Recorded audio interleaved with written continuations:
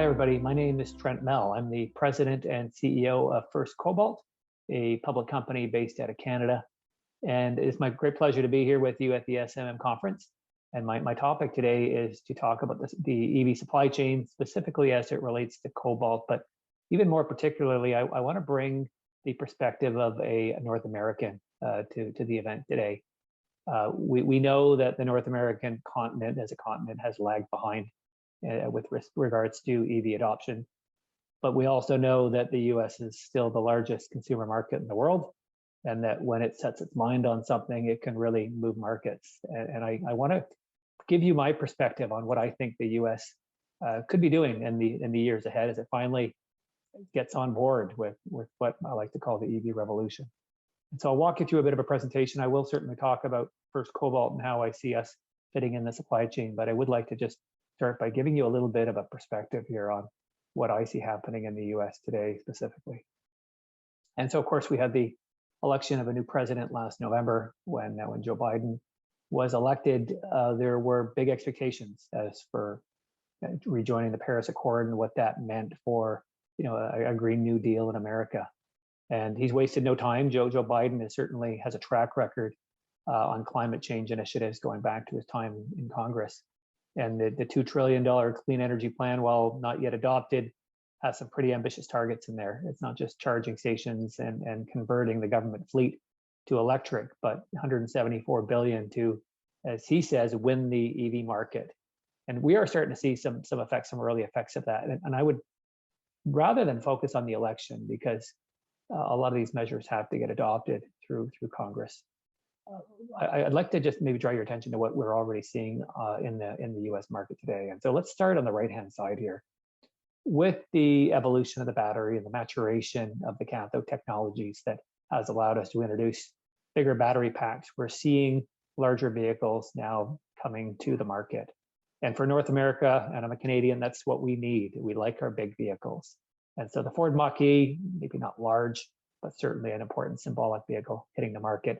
Big would certainly be the GMC Hummer going electric shortly, and the Lyriq, the Cadillac, coming to market as well. But for me, even as a consumer, when I went looking for an electric vehicle market here in Canada, there wasn't a lot of options relative to China and even Europe and other markets. So you can see here, right up until 2020, only 16 models of electric vehicles to choose from in the US market as of last year. And that's more than doubling. This year, we're going to see 39 going to 76 and ultimately 121. And that's significant because that was already happening irrespective of who won the White House. And so while I do believe President Biden might accelerate the trend for electrification, the groundwork was already in place. And so we turn our way to the left here and you can see the colored states. These are not all of them, but some of the more notable states that are seeing electric vehicle investments. Of course, with Tesla, but you've got SK, you've got some startups like Lordstown and Lucid. It's coming. Volkswagen, of course, is here, and Nissan. And more to come. And we're seeing that in Canada as well with Ford and General Motors. And so the background was already there for America to do its part. And so now when I look at it through the eyes of a CEO of a cobalt company, this is what I see. I see most of the cobalt, at least cobalt for batteries, coming out of the DRC. And once it leaves the country and leaves generally the port of Durban, the vast majority of that, of course, goes to China, where 80% of cobalt sulfate is refined today. And then from there, of course, through Asia for most of the cell manufacturing once it's gone through precursor and cathode. And then we've got the Finland, the Cobalt Refinery here, noted by the lighter orange dotted line heading into Europe. And so where First Cobalt comes in is right here. Here's our facility. It is about 5 hours north of Toronto. So you would basically come in the same routing. We'll be supplying from two of the largest operations, the 10K and KCC operation, through the Port of Montreal and then inland to our refinery. And then from there, the blue dots are some of the companies we are hoping to service once we're up and running, targeting October of 2022. And so for us, being realistic, the US supply chain is still evolving. There is not a lot of chemical capacity yet on the continent. It's coming. So in the short term, we've got our eyes set certainly on Asia, but in the more immediate term, Europe and whatever we find in North America would be obvious destinations for us in the midterm and the longer term. And so here you can see a picture of our refinery and what it looks like. This is an existing facility. Not many of you may have heard of it before we started working with it because it was small. It was small and it was a custom facility taking on batch operations in Canada, the US, Cuba, and running at 12 tons a day. It didn't have a big impact on the market, and it was producing cobalt in a carbonate form, as well as some nickel, as well as some copper products and a bit of silver as well. But for us, $100 million of infrastructure in place. We've got the permits, we've got good community support and all kinds of infrastructure. So it was an easy move for us to make this the home for a cobalt sulfate operation, even though we're going to be doubling our footprint to move forward. So here you get a slightly better picture of it.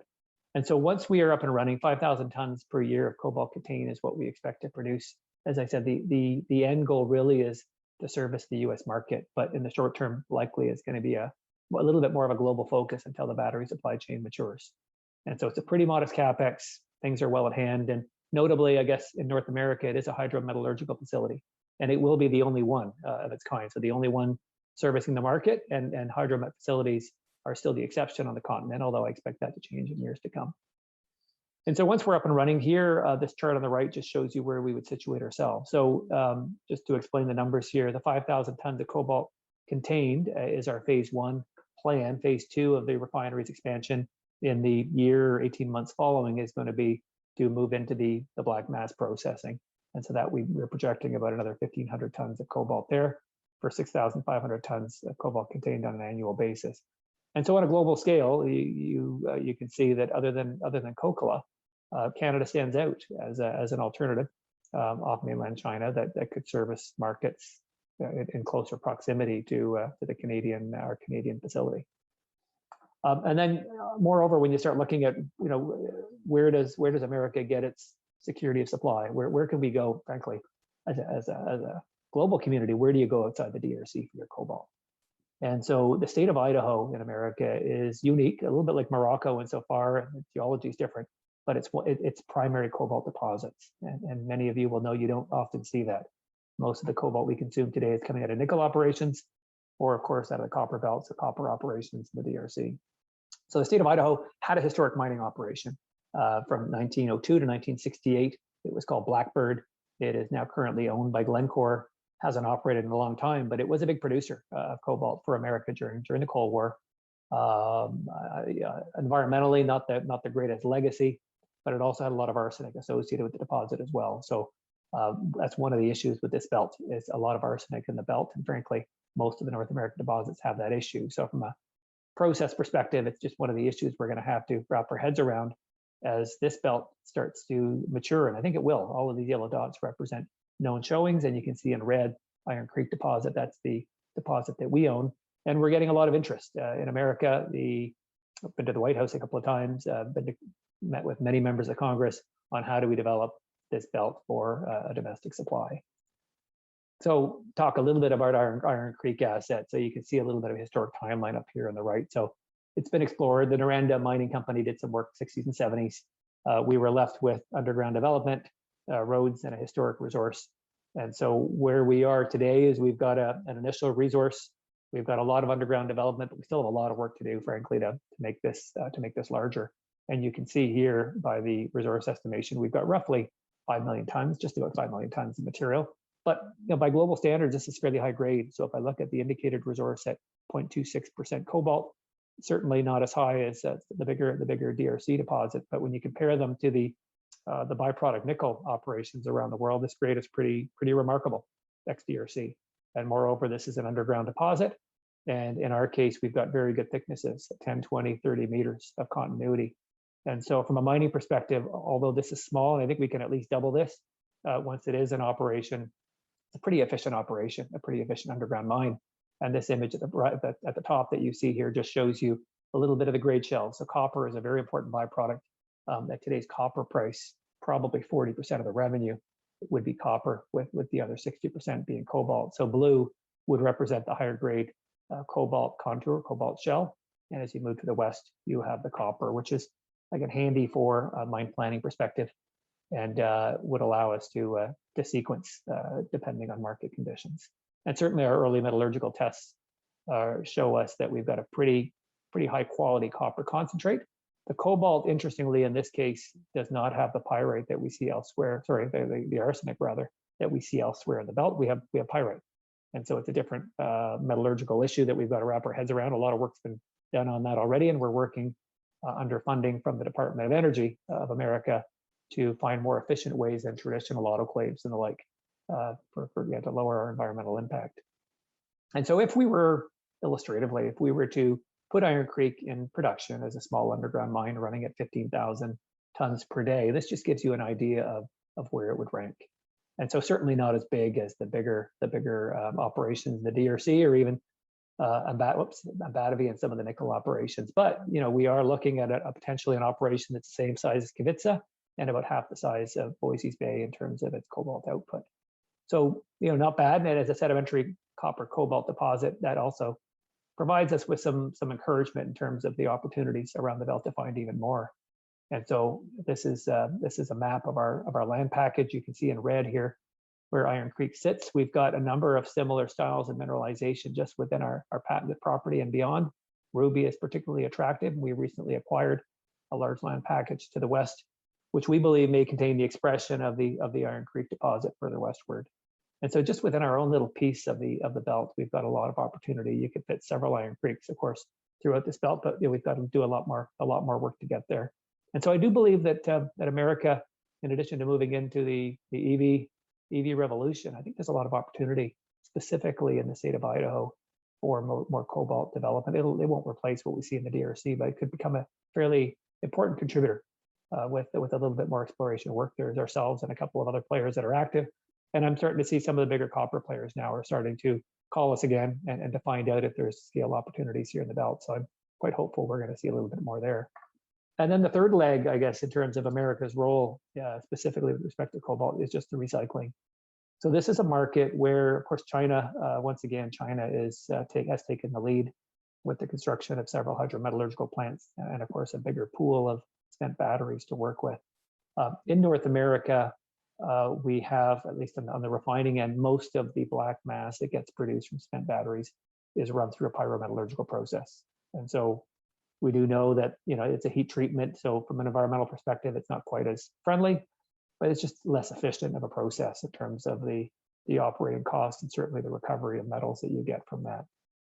And so what I have here is just an illustration for those of you maybe not as familiar with it as of the various steps from taking the battery out of a car, out of a consumer good, whatever the device may be, and then bringing it to a regional facility where the battery is discharged and then dismantled, and then you crush it into what we call the black mass. And it's a black powder that is very easily dissolved in solution, which is why the hydrometallurgical facilities that we're seeing pop up in China and elsewhere is the preferred route. It is, as I mentioned earlier, a more environmentally friendly solution. And because you've got everything in a solution through a leaching process, you've got a better opportunity to recover a lot more metals than you do through conventional ways.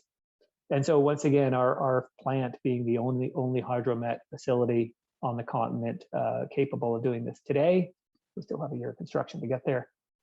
We're in a good position. And as we scale up on our project from the plant that I showed you that once ran at 12 tons a day to the plant of tomorrow at 55 tons a day, all of our old equipment that we're pulling out of that plant to expand for our primary feedstocks out of the DRC could be repurposed for the recycling exercise.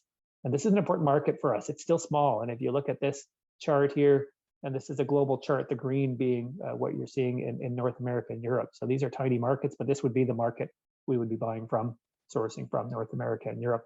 As it starts to take off, we've got an advantage here to a lot of the small players that are experimenting in black mass processing or refining because we've already got the plant built. We're going to have a $200 million facility with the lab, with all of the infrastructure, with the team in place. And then for us to now add what frankly are going to be small quantities and a lot of consumer goods, so cell phones and laptops, it's a great environment for us because those tons actually have a lot of cobalt in them. The consumer electronics do, and thus even though it's low tonnage, it's high margin. And as we gain our experience through that, we're going to be in a better opportunity to scale up through time with the hydroxide feed from the DRC as our base load. And then so when I look at our future going out, kind of 3 years, 4 years, the First Cobalt name, it starts to look a little out of place because if we're taking in black mass and you look at the cobalt and copper feed opportunities from Idaho, clearly we're not just processing cobalt through our refinery as we did in our past. It's going to be a polymetallic refining operation.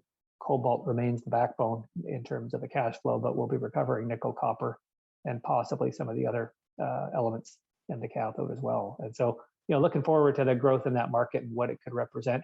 I really think America is going to surprise a lot of us, as Europe did this past year through COVID, and how they emerged as the largest market in 2020. And so for us, when I look again at America, and particularly the clients we're talking to, the end users, a lot of Western OEMs and their suppliers, ESG, of course, is top of mind for all of them, because of course our product is destined for an end use, for a consumer brand. And Canada has a notable advantage here. And so first, we'll talk about where we're buying the product out of the DRC. It's often overlooked because DRC has its own challenges from a sourcing perspective, but overlooked that the power grid in the Congo is hydroelectric. And so from a carbon intensity perspective, cobalt that's mined in the DRC has got a lower carbon footprint than pretty much anywhere else in the world, and certainly better than cobalt coming out of the nickel operations. And so if you're a buyer of cobalt, or you're responsible for a sustainability report somewhere in the EV supply chain, I think that really has to get your attention. The DRC is a superior product from a carbon footprint or a sustainability perspective. And so now that product, as it finds its way over to us in Canada, likewise, our refinery is on a hydroelectric grid. And so we recently did a third-party life cycle assessment, comparing ourselves against a peer that had published data out of China. We reported 51% lower CO2 emissions than the peer refinery, a much larger player than us. But it speaks to, I think, the opportunity that we can bring to a market that's looking for low carbon intensity. And that applies throughout the categories: water consumption, eutrophication, and a few other categories. And so that's it's a distinct advantage that Canada has right now, just given the abundance of water, frankly, and natural resources in our country. We've got a very energy friendly grid, if you will, which is attractive to some of the battery supply chain participants. And then secondly, in our ESG mandate, obviously responsible sourcing is essential. So with product coming out of the DRC, this is a picture of Dr. Frank Santaguida, our head of exploration. He once worked in the Congo for First Quantum. So we know the country well in that regard. By sourcing directly from KCC and Tenke, we're sourcing from two of the three big mines in the Congo, and so that gives us some comfort in that it's going to come from their mine gate to our refinery gate with no traders or intermediaries in between. And moreover, both of those mining operations, both the companies, CMOC and Glencore, are members of the Cobalt Institute, as are we. And we are therefore committed to abide by the standards of SRAF and the Responsible Minerals Initiative. And so shortly after we find ourselves in operation, we'll be certifying our refinery. As those bigger players start to experiment with blockchain, we expect to be followers there as well. And that's going to be important from a legislative perspective as well, as we move forward in Europe and in North America. And of course, community and health and safety being very important. So, what does it all mean for the market as a whole? I mean, we share a lot of the views here expressed here. I think a lot of these numbers are from our own market intelligence, but also Bloomberg New Energy Finance. The 26% compound annual growth rate that we see for electrification looking out to 2030. When you look at what that means in terms of overall penetration rates relative to combustion engines, it's still pretty small, right? With a 30% penetration in 2030. So 2030 rather, it gives you a lot of comfort that we really are at the beginning of a very long and interesting journey. It's something we'll look back on later in our lives and maybe take for granted. But at these early stages, when you still have doubters out there, you only have to look at these numbers, and it really does capture the imagination. Now, as a CEO of a cobalt company, I do get a lot of questions on the future of the cathode. LFP has made some great strides in terms of quality and range, but certainly from what we're seeing in Europe and North America, the dominant cathode still is and will remain the NCA and the NCM for years to come. And so these numbers here, these would be Bloomberg numbers projecting 85% of cathodes going out to 2030 having cobalt in them. Doesn't really matter what the number is. I think the point is that even as we thrift to a lower cobalt cathode overall, lower cobalt intensity, the penetration rates are going to far outweigh that. And with the penetration of LFPs, be that what it may, the North American consumer that I am talking to, they want that long range. They want 500, 600 kilometers or more. And I guess importantly, the infrastructure that's being invested now, the plants that are the $300 billion that we often hear about in the supply chain are geared towards NCA and NCM. So I take pretty good solace in our business case on that basis. And then back to our key markets, US and Europe. I think Europe has been fairly well documented in terms of its performance in 2020 and how it exceeded all of our expectations. Europe's had a very great combination and a successful combination of incentives for vehicle purchases. We do have them in Canada and the US. They're not quite as strong. And they've also got stricter CO2 emissions targets and penalties that again, we don't have them quite a strong format in Canada or in the US. But what we do have in the US, as I alluded to earlier, is just the beginning of a new dawn, 174 billion to go into the EV market, and this more than 600 billion invested in transportation related programs across the US. So that's mass transit, that's charging stations, that's paying people to trade in their old vehicles and converting the US fleet. And so with that, we see from a low base, we see the US market growing from 400,000 units per annum to 5.4 million by 2030. Pretty notable growth considering the supply chain is barely developed on the continent yet. And so for us, here's the market that we're looking to service from the refinery that you see over here near Toronto. You can see a lot of the players in North America that have popped up, and of course the Europeans. Many of these names will be known to most of you, I'm sure. And this is our audience. This is who we expect to sell to as we move to production. We've got a number of NDAs and a number of advanced conversations. We've got some trading houses working with us as well. So I think the future is pretty bright for Cobalt, both in Europe and in North America as we move forward. And I expect there'll be a lot more names on this chart if I were to come back a year from now. So with that, I'm probably a little under time, but maybe just as well, I want to really thank you for the opportunity to speak with you today. It really is my honor. And I hope you enjoy the presentation and the rest of the conference. Thank you very much.